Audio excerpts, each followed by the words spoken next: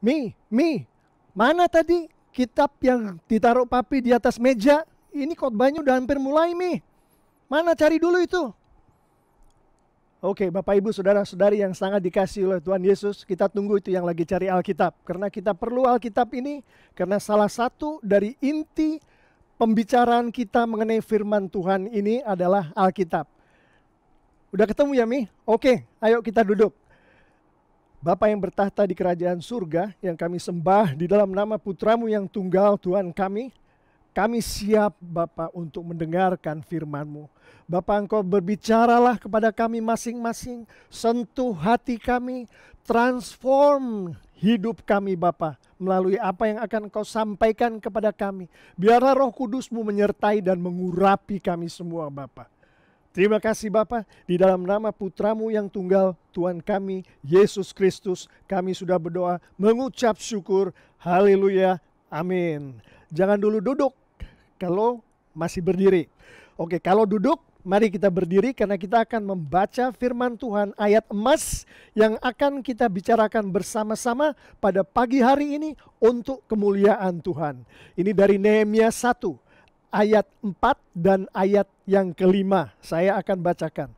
Ketika ku dengar berita ini, duduklah aku menangis dan berkabung selama beberapa hari.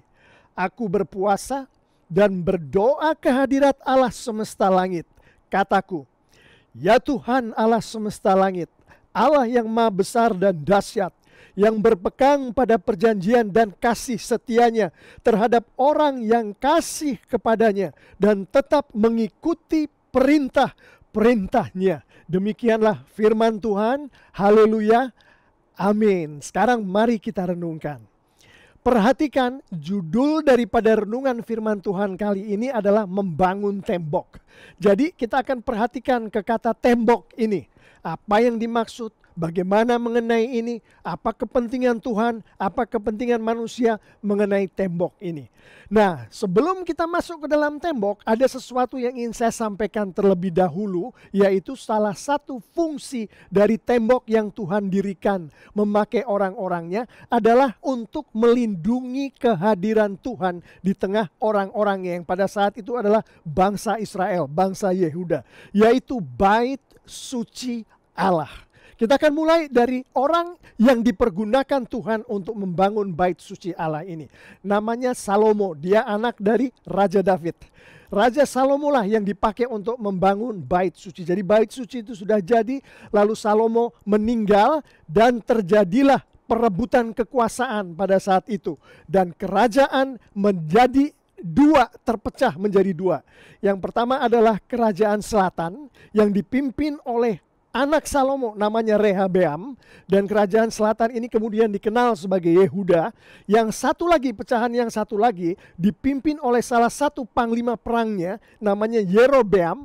Ini menjadi kerajaan utara yang dikenal dengan nama Israel. Nah, kita tahu dengan membaca Alkitab banyak sekali pergumulan yang terjadi di dalam kehidupan bangsa yang sangat disayangi oleh Tuhan ini gitu. Jadi pergumulan itu begitu sampai mencapai titik tertentu di mana Tuhan betul-betul marah kepada anak-anaknya sendiri, orang-orangnya sendiri. Maka pertama yang dia lakukan adalah dia hancurkan dulu kerajaan utara, yaitu Israel, mempergunakan kerajaan Asyur. Tentara Asyur yang begitu perkasa dipergunakan oleh Tuhan untuk menghancurkan kerajaan utara. Terjadi di tahun 722 sebelum Masehi. Kemudian giliran kerajaan selatan, yaitu kerajaan Yehuda, dihancurkan juga oleh Tuhan. Tuhan mempergunakan kerajaan Babel. Tentara-tentara Babel yang juga superpower ini dipakai Tuhan untuk menghancurkan kerajaan selatan Yehuda itu. Terjadi di tahun 586 sebelum Masehi. Jadi setelah itu hancurlah semua kerajaan Israel, baik yang di utara maupun yang di selatan. Jadi Tuhan juga terus melihat perkembangan daripada apa yang terjadi pada anak-anaknya, pada bangsa yang dia pilih.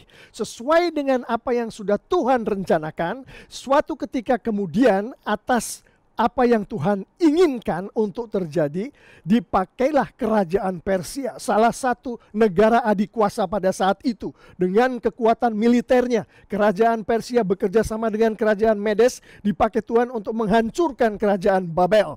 Jadi hancurlah Babel. Dan pada saat Persia memegang kontrol di daerah itu, Tuhan berbicara kepada Raja Persia saat itu. Di mana di dalam pembicaraan dengan Raja Persia saat itu yang namanya Kores, Tuhan berkata bahwa Dia akan memulangkan kembali orang-orangnya dari penawanan di Babel kembali lagi ke negara asalnya, yaitu Israel dan Yehuda pada saat itu. Nah, kita tahu Eksodus atau keluaran yang pertama, Musa lah yang memimpin. Eksodus yang kedua, ini yang saya sedang bicarakan saat ini, yaitu orang-orang Israel keluar dari negara Babel itu untuk kembali ke negara asalnya, itu dipimpin oleh 3 orang. Terjadi dalam 3 tahap. Tahap pertama, pemimpinnya namanya Zerubabel. Itu yang dipakai Tuhan, anak Tuhan yang dipakai untuk memimpin keluaran yang versi B, yang akan Musa yang mimpin. Sekarang yang terjadi B. Nah, di versi B itu yang tahap pertama, Zerubabel yang memimpin. Lalu tahap kedua, kita tahu Ezra, ada buku di Alkitab, buku Ezra. Dan di tahap ketiga adalah Nehemia. Inilah yang akan kita bicarakan pada hari ini. Nah, untuk lebih detailnya saya taruh semacam matriks di situ lengkap dengan tahun dan orang-orangnya, dinastinya, dan kapan terjadinya. Nah, saya akan berbicara mengenai yang kelompok ketiga yang dipimpin oleh Nehemia itu. Pada waktu itu Raja Persianya adalah Artasasta. Seorang Raja Persia yang luar biasa. Perkasa dia, meskipun dia tidak kenal Tuhan, tapi dia dipakai oleh Tuhan. Nah, kita akan mulai apa yang sekarang sedang akan kita renungkan lebih dalam. Tadi sudah saya bilang ada tembok. Tembok itu adalah judul daripada apa yang kita bicarakan saat ini. Sekarang perhatikan, itu tembok. Nah, yang terjadi adalah tembok itu dipakai untuk melindungi bait Allah. Nah, itu ada denah yang saya taruh di dalam slide, nanti kita bisa lihat. Itu ada tempel atau bait Allah, bait suci Allah, dikelilingi oleh tembok. Dan untuk gampangnya saya bikin semacam skema, pakai tinta merah itu nanti bisa dilihat. Dan di dalam tembok itu bukan hanya ada bait suci Allah, tapi ada keluarga-keluarga Allah lengkap dengan rumah-rumah mereka yang berada di dalam tembok itu. Jadi kita lihat di sini, menyimpulkan mengenai tembok. Fungsinya apa? Pertama, untuk melindungi bait suci Allah. Kedua, melindungi orang-orang milik Allah tadi, keluarga-keluarga Allah tadi yang membangun rumah-rumah di dalam tembok tadi. Tembok itu melindungi orang-orang milik Tuhan itu.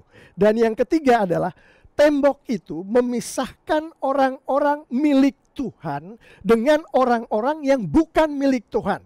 Yang milik Tuhan ditaruh Tuhan di dalam tembok itu, yang bukan milik Tuhan ada di luar tembok. Dalam bahasa Alkitabnya itu adalah memisahkan orang-orang untuk kepentingan Tuhan, untuk kemuliaan Tuhan, atau dengan kata lain orang-orang itu dikuduskan oleh Tuhan. Itu artinya dikuduskan, dipisahkan. Dalam hal ini tembok itu mempunyai fungsi untuk memisahkan orang-orangnya Tuhan dari orang-orang yang di luar. Orang-orang yang di dalam tembok itulah yang dikuduskan oleh Tuhan, memenuhi kepentingan dan keinginan Tuhan.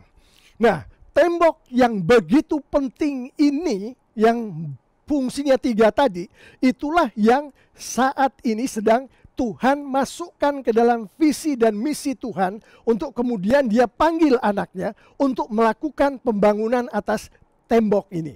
Nah, yang Tuhan pakai adalah Nehemia. Siapa Nehemia ini?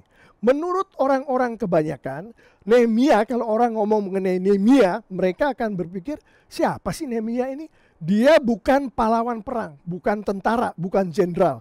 Dia bukan seorang pendeta atau seorang orang besar semacam itu.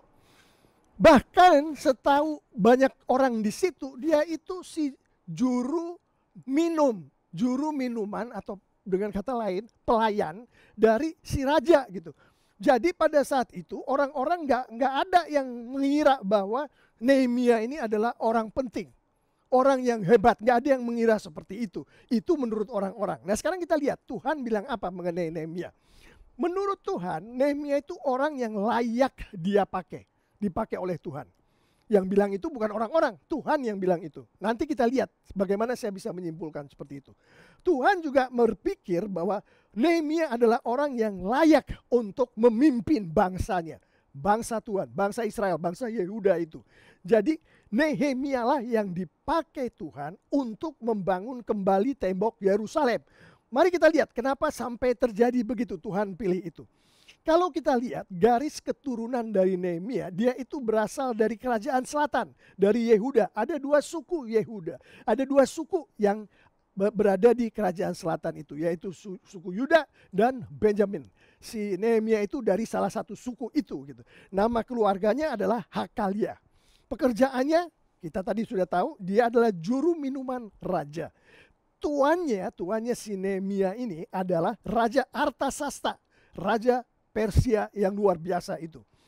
Nah, suatu ketika beginilah awalnya bagaimana Tuhan memanggil Nehemia. Kunjungan dari sanak saudara Nehemia yang datang jauh-jauh dari tanahnya, tanah nenek moyangnya, di bawah pimpinan dari salah satu adik atau kakaknya, nggak dijelaskan, namanya Hanani, bertemulah dengan Nehemia. Di dalam pertemuan itu terjadi pertukaran informasi yang banyak. Salah satu informasinya adalah Nehemia mengetahui dari pertemuan itu tembok Yerusalem sedang terbongkar. Dalam temboknya ada, tapi terbongkar, artinya tembok itu ada, tidak melakukan ketiga fungsi tadi itu. Dia tidak melindungi bait Allah, tidak melindungi orang-orangnya Tuhan, dan dia tidak mengkuduskan orang-orangnya Tuhan yang ada di dalam tembok karena sedang terbongkar. Nah, sekarang kita lihat suatu hari yang biasa-biasa saja sebagai seorang juru minuman raja. Itulah yang dia kerjakan setiap hari. Jadi hari itu biasa saja. Dia melakukan hal-hal yang sama. Ingat, hal itu juga terjadi di Musa. Dia yang beberapa minggu yang lalu kita bicarakan, di hari-hari yang biasa saja dia melakukan tugasnya sehari-hari sebagai seorang penggembala kambing dan domba. Dan sama juga yang terjadi dengan Daud. Di hari-hari yang biasa dia sedang melakukan tugasnya sebagai penggembala kambing dan domba. Lalu Tuhan melawat ketiga orang itu. Tentu masanya yang berbeda. Untuk Musa Tuhan melawat melalui malaikat Tuhan yang kita tahu datang dalam bentuk api di semak berduri. Untuk Daud Tuhan melawat dalam bentuk dia kirimkan nabinya namanya Samuel. Untuk Nehemia dia kirimkan keluarganya termasuk Hanani kakaknya atau adiknya yang ada di dalam rombongan itu. Dan mulai dari lawatan Tuhan itu Tuhan bekerja terus. Sehingga kemudian kita tahu Musa menjadi pemimpin bangsa Israel, salah satu yang terbesar. Dan dia adalah nabi bangsa Israel, salah satu yang terbesar. Daud menjadi pemimpin bangsa Israel, salah satu yang terbesar. Raja bangsa Israel, salah satu yang terbesar. Dan Nehemia kita akan tahu nanti dia adalah juga menjadi pemimpin bangsa Israel. Bukan hanya itu, Tuhan pakai dia untuk menjadi gubernur daerah Yuda, daerah Yehuda tadi. Yang kota Yerusalem di dalamnya temboknya dihancurkan. Nehemia kemudian akan menjadi gubernur di situ. Nah, sekarang kita mau lihat apa yang terjadi pada Nehemia di dalam prosesnya sedikit demi sedikit. Pada saat saudara-saudaranya itu datang menemui dia di bawah pimpinan Hanani tadi, Nehemia ini orang sibuk ya dia. Dia itu juru minuman raja itu setiap ada minuman datang dia harus cobain dulu itu minuman. Apa ada kumannya atau ada racunnya atau apa dia dulu dia. Jadi minuman untuk raja kan banyak bukan cuma satu. Jadi setiap ada yang datang dia cobain dulu, itu pekerjaan yang sibuk. Jadi di sela-sela kesibukannya itu, kesibukan rutin itu, dia kedatangan sanak saudaranya, dia bukan bilang, "Oh, biar suruh dia tunggu di luar. Saya masih sibuk ini ngurusin ini. Kalau nanti nggak selesai juga biar pulang dulu aja dia. Nanti datang balik." Pertama itu jarak dari tempat di mana si Nehemia berada saat itu, yaitu kota Susan, ibu kota Persia waktu itu, ke tempat asal daripada si Hanani dan kelompoknya tadi itu jauh sekali. Jadi itu pertama. Tapi itu nggak masuk alasan di dalam Alkitab. Jadi dia nggak bilang begitu si Nehemia. Dia langsung keluar dan dengan tangan terbuka dia terima itu saudara-saudaranya termasuk Hanani tadi untuk bisa berfellowship, bersekutu bersama-sama, berbicara. Dan pada saat Nehemia bertemu, dia menyampaikan pertanyaan-pertanyaan, dan jawaban pertanyaan itu Nehemia mendengarkan dengan seksama apa yang dikatakan oleh orang-orang tadi, termasuk Hanani saudaranya. Nehemia berinteraksi dengan memperhatikan betul-betul apa yang disampaikan oleh orang-orang ini. Jadi ada interaksi dan saling mendengar, saling menyampaikan komunikasi antara Nehemia dan saudara-saudaranya tadi, termasuk Hanani. Dan setelah itu terjadi, saudara-saudaranya pulang, masih di dalam episode ini, Nehemia kemudian berinteraksi dengan Tuhan. Alkitab mengatakan dia merendahkan hati. Dia menangis dan berkabung selama beberapa hari, itu ada di ayat yang keempat. Jadi dia menangis dan berkabung, dia berpuasa, dia berdoa. Perhatikan, Nehemia berdoa.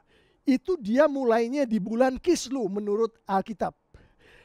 Dia berdoa dan di Alkitab di ayat 6 dikatakan dia berdoa dengan kusuk dan setiap siang dan malam dia berdoa. Biasanya kalau orang udah berdoa begitu kan dia ngarepinnya, wah mungkin besok kali ya Tuhan akan jawab doa saya tuh minggu depan. Enggak, kita perhatikan. Bulan Kislu dia mulai, si Nehemia berdoa. Bulan Nisan baru doanya mulai dijawab oleh Tuhan. Bapak ibu saudara-saudari yang sangat dikasih Tuhan Yesus. Hari ini antara bulan Kislu dan bulan Nisan adalah 4 bulan menurut penelaah Alkitab. Jadi baru 4 bulan doa kusuk siang dan malam Tuhan baru jawab. Dan pada saat Tuhan menjawab, dia menjawab melalui raja, bosnya si Nehemia ini, Artasasta tadi. Nah, kita nggak akan bicarakan mengenai interaksi antara raja dengan si Nehemia, tapi kita akan lihat yang terjadi pada Nehemia. Pada saat Tuhan mulai menjawab, Nehemia yang kerjanya sebagai juru minuman raja itu adalah kerjaan mapan. Dan dia ahli dalam melakukan itu karena dia sudah melakukannya selama bertahun-tahun. Jadi dia ahli di dalam melakukan itu. Dan pekerjaan itu mapan memberikan fasilitas kenikmatan kepada dia. Nah, untuk orang dalam posisi seperti itu, biasanya yang terjadi adalah mereka mau tetap aja. Gak maulah urusan-urusan lain mengganggu apa yang sedang dia nikmati saat itu. Tapi bukan begitu dengan Nehemia. Dia mementingkan kepentingan Tuhan di atas kepentingannya sendiri.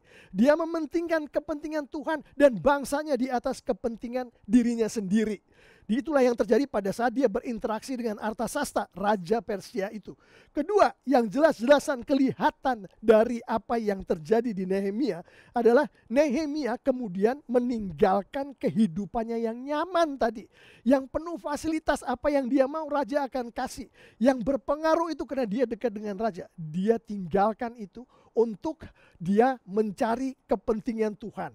Untuk melayani Tuhan melalui melayani bangsanya. Ajaran Yesus mengenai 2 hal itu adalah yang pertama tadi, carilah dulu kerajaan surga Bapak Ibu Saudara-saudari. Itu yang dilakukan Nehemia setelah Tuhan mulai menjawab doanya. Kedua adalah sangkalah dirimu sendiri, itu ajaran Kristus. Jadi 2 hal itu dilakukan oleh Nehemia. Bapak ibu saudara-saudari yang sangat dikasih Tuhan Yesus, pada saat anak Tuhan, siapapun dia, Nehemia atau siapapun, melakukan kedua hal itu, si anak Tuhan itu sedang dikuduskan oleh Tuhan. Dia hidup memisahkan diri dari orang-orang lain yang ada di dunia ini, khusus untuk kepentingan Tuhan. Artinya dia dikuduskan oleh Tuhan. Nah sekarang kita lihat. Nehemia melakukan yang pertama tadi pada saat saudara-saudaranya datang. Kemudian dia melakukan yang kedua pada saat Tuhan mulai menjawab doanya melalui Raja Artasasta. Nah, Tuhan selama itu, Tuhan itu bekerja di dalam Nehemia melalui rohnya.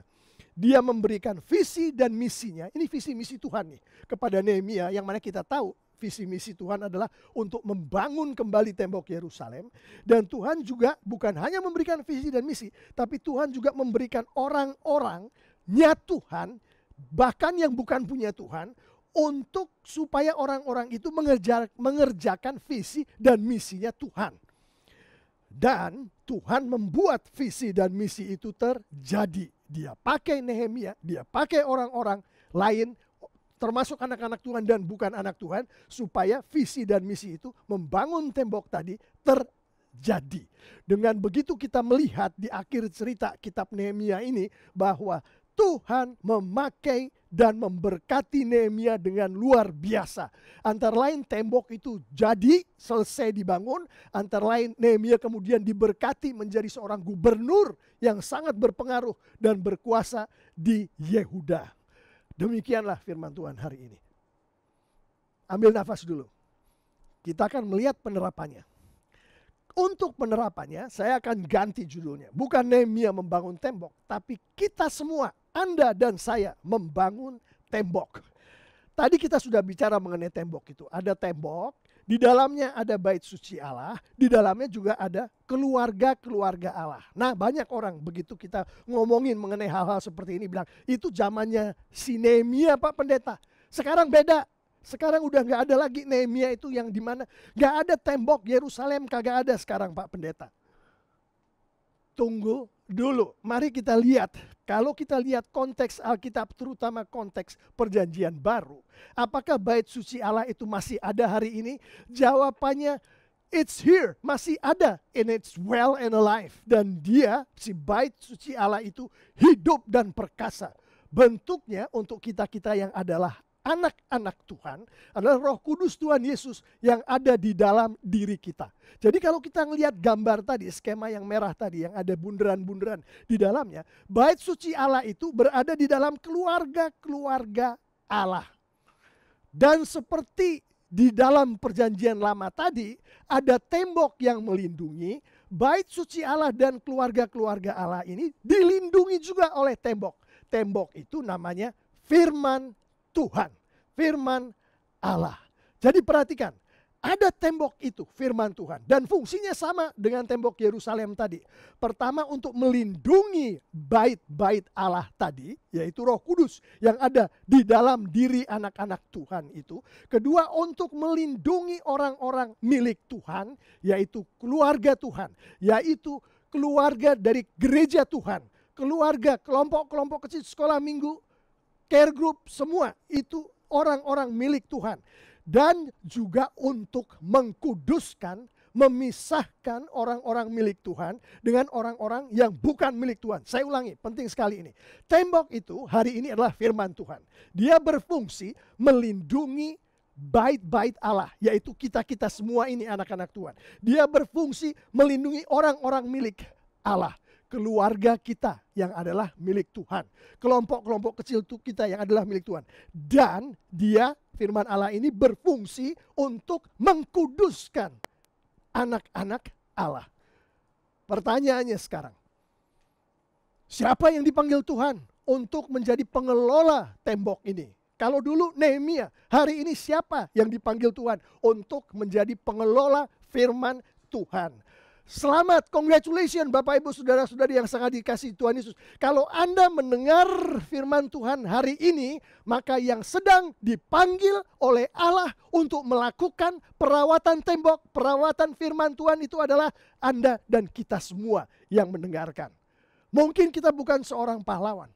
Mungkin kita bukan seorang profesional.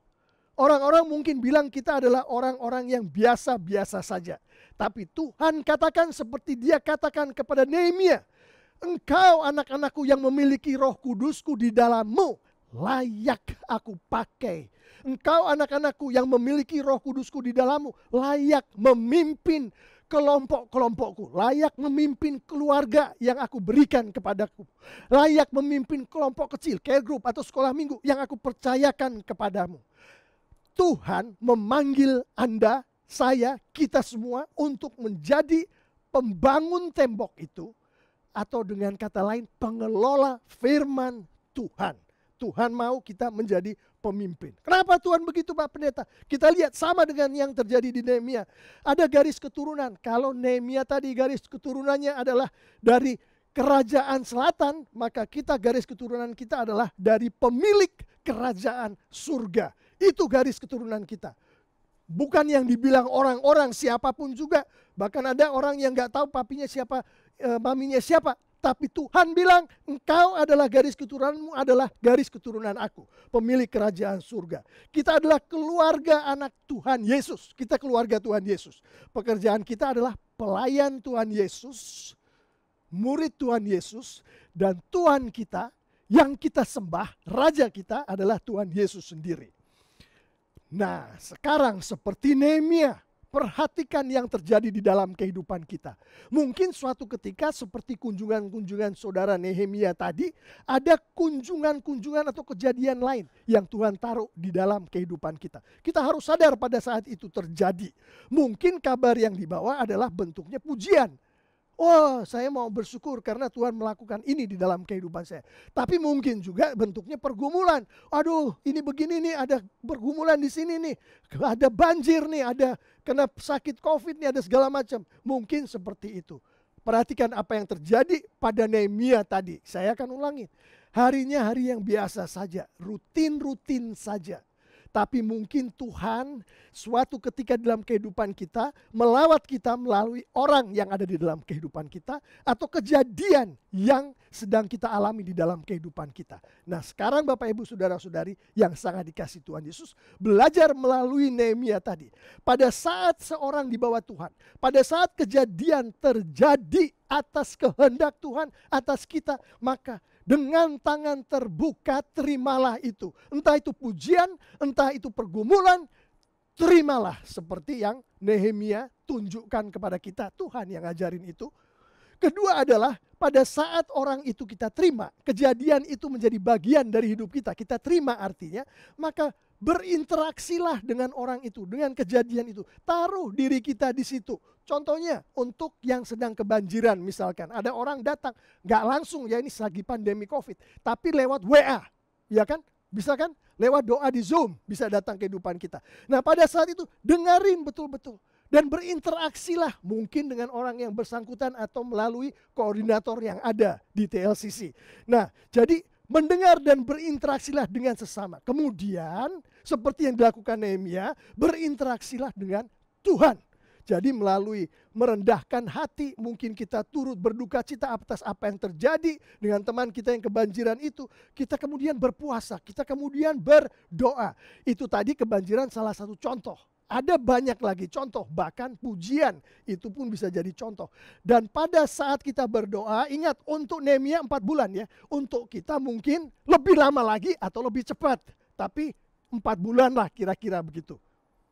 Jangan langsung putus asa, gak selalu begitu. Oke, jadi setelah Tuhan menjawab dalam waktu yang Tuhan tentukan, maka seperti Nehemia, kita harus cari Tuhannya dulu. Cari kerajaan surganya dulu. Taunya dari mana kita sedang melakukan mencari kerajaan surga Pak Pendeta? Kita menomorduakan kepentingan kita sendiri untuk menomorsatukan kepentingan Tuhan. Itu yang dilakukan oleh Nehemia. Kedua adalah seperti tadi yang dilakukan oleh Nehemia, sangkalah diri Anda sendiri. Ini ajaran Tuhan Yesus nih. Sangkalah diri Anda sendiri. Kita mungkin sedang mengalami kehidupan yang nikmat. Nikmat di tempat yang aman, tidak ada banjirnya, jauh dari segala macam. Tapi Tuhan bilang bahwa kalau aku sedang memanggilmu, yang dalam hal ini jelas-jelasan tadi saya sampaikan, Tuhan sedang memanggil kita untuk mengelola tembok, mengelola firman Tuhan tadi. Maka keluarlah dari kenyamanan tempat Anda berada. Sangkalah kenyamanan-kenyamanan itu untuk melayani Tuhan. Anda lakukan dua itu Bapak Ibu Saudara-saudari yang sangat dikasihi Tuhan Yesus. Artinya Anda melakukan hidup kudus, yaitu hidup yang dipisahkan oleh Tuhan untuk kepentingan Tuhan dan kemuliaan Tuhan. Dan pada saat kita, anak-anak Tuhan, melakukan semua itu tadi. Karena banyak orang yang bilang, Pak Pendeta, itu yang namanya mengelola firman Tuhan itu, waduh luar biasa sulitnya. Saya nggak pernah itu ada orang yang bisa membanggakan diri dan bilang, saya udah berhasil tuh mengelola tembok atau firman Tuhan itu. Nah ini dia yang Tuhan lakukan kepada Nehemia, berlaku untuk kita juga hari ini. Visi dan misi Tuhan terhadap Anda, terhadap anak-anaknya, keluarga Anda, kelompok kecil Anda, tempat Anda bekerja, itu yang nanti akan Tuhan berikan ke Anda. Jadi Tuhan yang memiliki, Anda melakukan yang tadi, berdoa, terus sangkal diri dan lain sebagainya itu, Tuhan akan taruh visi dan misinya di dalam Anda. Artinya apa? Artinya hidup Anda dibimbing sepenuhnya oleh Tuhan. Karena visi misinya dia taruh di dalam Anda melalui Roh Kudus. Dan seperti yang terjadi di Nehemia, Tuhan akan berikan orang-orang. Orang-orangnya, bahkan orang-orang yang bukan orang-orangnya Tuhan, dia akan berikan di sekeliling kita, di dalam kehidupan kita, supaya visi misi Tuhan tadi tercapai. Dan sebagaimana yang kita lihat dari Nehemia, misi dan visi Tuhan akan tercapai. Tidak pernah visi misi Tuhan tidak tercapai, akan tercapai. Dan kita berdoa itu bisa tercapai melalui kita, melalui pelayanan kita, melalui keluarga kita. Amin. Kita lanjutkan. Dengan begitu Tuhan, tanpa sepengetahuan kita mungkin, tanpa kemauan kita mungkin, Tuhan akan memakai kita. Tuhan memakai kita. Dan pada saat Tuhan memakai kita, seperti kita lihat yang terjadi di Nehemia, Tuhan berkati anaknya. Tuhan berkati orang-orang yang dia pakai dengan luar biasa. Kalau Nehemia meninggalkan pekerjaannya yang nyaman di istana raja sebagai juru minuman, dia tinggalin itu. Dan Tuhan berikan jabatan sebagai gubernur. Kemungkinan hal itu terjadi dalam kehidupan kita, bagus nggak? Saya rasa kalau Alkitab memberikan contoh, dan saya mengimani ini, itu akan terjadi juga di dalam kehidupan anak-anak Tuhan hari ini. Bapak, Ibu, Saudara-saudari yang sangat dikasih oleh Tuhan Yesus. Kenapa saya tetap bilang sangat dikasih oleh Tuhan Yesus? Buktinya hari ini Tuhan tidak meninggalkan satupun di antara kita. Tuhan menjangkau kita melalui firman-Nya. Tuhan berbicara kepada kita. Aku punya visi anak-anakku. Visiku adalah untuk supaya kalian melindungi Roh Kudusku yang ada di dalam kamu. Dan melindungi Roh Kudusku yang ada di dalam anak-anakmu, istrimu, pegawai-pegawaimu, teman-teman kamu di kelompok kecil kamu. Dan visiku adalah untuk mengkuduskan setiap kamu anak-anakku. Supaya kamu berbeda dari dunia. Supaya kamu berbeda dari yang lain-lain yang tidak kenal aku. Dan caranya adalah tembok tadi. Di hari ini caranya adalah firman Tuhan tadi. Bapak, Ibu, Saudara-saudari yang sangat dikasihi Tuhan Yesus, saya mau menutup dengan ini.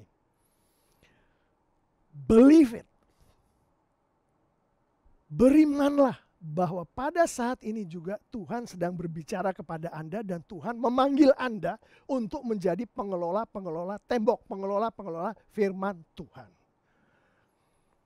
Berlututlah dan berdoa seperti Nehemia. Bapa yang bertata di kerajaan surga, yang kami sembah di dalam nama Putramu yang tunggal, Tuhan kami Yesus Kristus. Kami bersyukur Bapa, karena Engkau Bapa, karena kasih-Mu Bapa, karena bagaimana Engkau berikan kepada kami Tuhan Yesus kami, Putramu yang tunggal, dan Roh Kudus-Mu. Karena Engkau berikan kepada kami Alkitab, tembok, yang Engkau barusan tadi sampaikan adalah untuk kemuliaan nama-Mu, tapi juga untuk kepentingan kami Bapa sebagai anak-anak-Mu. Jangan biarkan kami hanya bersyukur saja Bapa di surga, urapi kami semua. Aku adalah seorang ayah, Tuhan urapi aku. Supaya aku bisa melindungi keluargaku. Supaya aku bisa melindungi istri dan anak-anakku. Dengan tembok itu, dengan firman Tuhan itu. Urapi aku Bapa di surga. Oh Bapa, biarlah itu terjadi di dalam kehidupan anak-anak-Mu. Semua untuk kemuliaan nama-Mu dan kebesaran kerajaan-Mu Bapa di surga. Dan anak-anak Tuhan yang percaya semua katakan haleluya. Amin.